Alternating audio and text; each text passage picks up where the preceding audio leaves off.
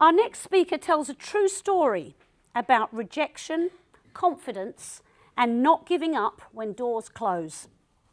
One moment, one choice, and everything changes.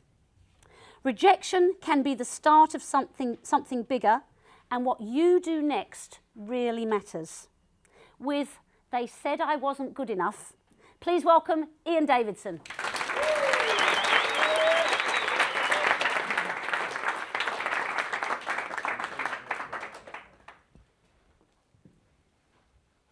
In this school hall today, in fact in any school hall all over the country, this is such a powerful and important message.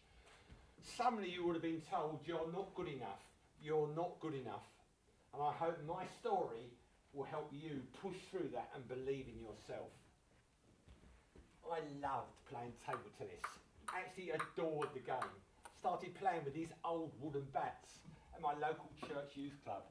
Used to play on a table that was all dog-eared around the corners, slumped in the middle.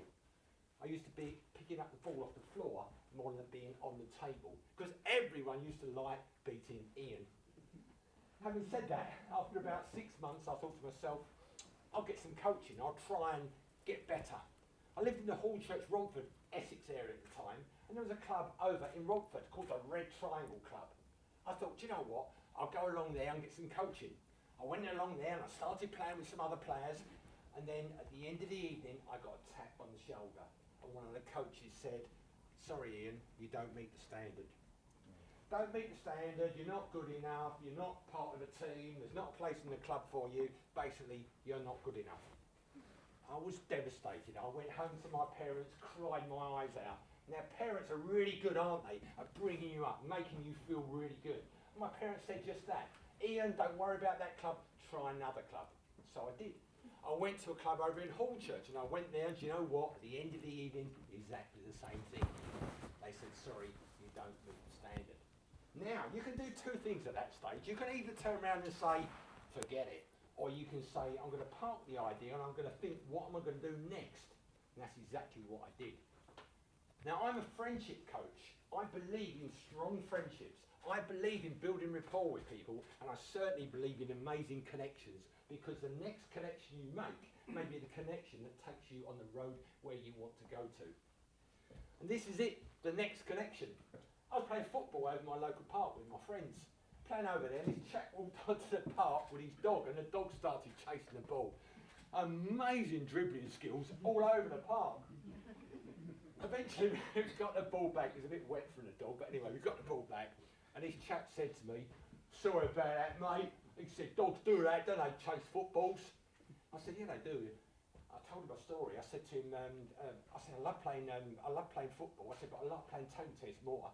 He said, "Oh, table tennis. Table tennis, you like playing table tennis? What happened to you? You got rejected? Oh, that's no good, is it? Have you tried that club over there? In that hall over there?" A really good Cockney accent. I said, "What, the hall over there?" He said, "Yeah, the hall over there. Go there, ask for Dennis. Dennis will let you into his club." I went over there the next Wednesday, went into the club, and Dennis came towards me. A little man, grey hair, big thick rimmed glasses, amazing smile. "Hello Ian, welcome to the 3-star table tennis club. Come into our club." He welcomed me into that club. I started playing there. Got into a team. We won the bottom division in the Romford League, Division 8. We went up a division, we won the next division, Division 7. We were getting really good. We had great friendships. We had great camaraderie within the team. But you know what? I loved that, but I still wanted to get to a really high standard. I still wanted to get really good. And I've heard about a club called it in the East End of London, called, you can laugh at this, called the Rejects. The Rejects, yeah, honestly, I don't joke. Some of those players may have been rejected at one stage, but they were good players. They were playing nationally all over the country. And as I walked through the doors of the Reject, who was there to greet me? Jack Carrington. Jack Carrington was the #1 coach in the UK at the time. He coached Johnny Leeds to the world title. And he said, "Ian, would you like me to coach you?" I said, "Yes, please, Jack."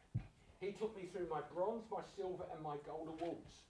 On a Sunday afternoon, we were hitting 200 forehands back to each other, no errors. 200 backhands back to each other, no errors. Running back to the table, lobbing the ball back, no errors. I got so good, after 14 months, I was told from the English Table Tennis Association, I got a phone call saying, Ian, you've been ranked in England. You've got top 1,000 players in England, 777 in England. What I say to you, everyone in this school hall, if ever you get told you're not good enough, you can't make it, think about building rapport with people. Think about strong friendships. Think about the next connection you're going to make that's going to elevate you and take you to where you want to go to. And maybe one day you could be standing on this stage too, telling your own wonderful story.